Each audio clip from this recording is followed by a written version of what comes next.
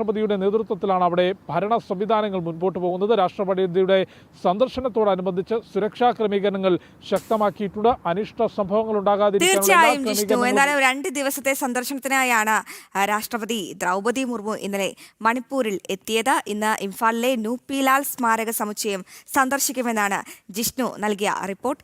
ഇനി ക്രിസ്മസിന്റെ വരവറിയിക്കുകയാണ് Dubai global village.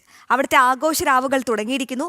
വർണ്ണാഭമായ ഒരു ക്രിസ്മസ് കാലത്തിന്റെ അത്ഭുത ലോകമൊരുക്കി ഗ്ലോബൽ വില്ലേജ് സന്ദർശകരെ സ്വീകരിക്കാൻ ഒരുങ്ങിക്കഴിഞ്ഞു. വരും ദിവസങ്ങളിൽ വെടിക്കെട്ടും ഡ്രോൺ ഷോയും അരങ്ങേറും.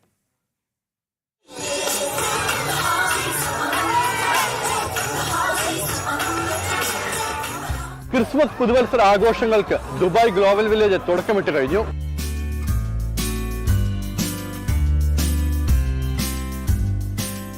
മീറ്ററിലേറെ ഉയരമുള്ള ക്രിസ്മസ് ട്രീയാണ് ആഘോഷങ്ങളുടെ കേന്ദ്രബിന്ദു. ഈ ക്രിസ്മസ് ട്രീക്ക് ചുറ്റും ഓരോ നിമിഷവും സന്ദർശകർ ആഘോഷമാക്കുകയാണ്.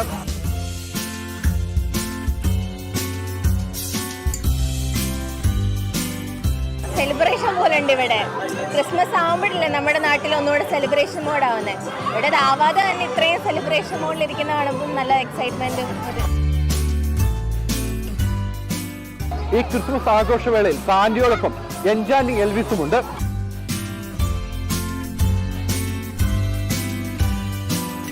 Very good. We're very excited to see Santa.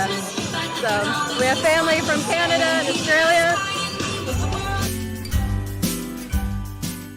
European രാജ്യങ്ങളിലെ ക്രിസ്മസ് രാവുകളുടെ അനുഭൂതി ഇനി ദുബായ് ഗ്ലോബൽ വില്ലേജിൽ എത്തിയാലും നേരിട്ടറിയാം. ദുബായ് ഗ്ലോബൽ വില്ലേജിൽ നിന്ന് രഞ്ജിത്ത് പുലാശ്ശേരിക്കൊപ്പം ഷിൻ സബാസ്റ്റ്യൻ, ജനം.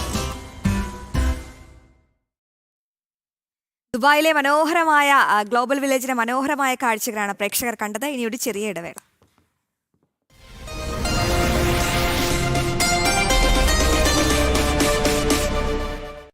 വ്യത്യസ്ത സാഹചര്യങ്ങളിൽ വളർന്നവരാണെങ്കിലും ഞങ്ങളുടെ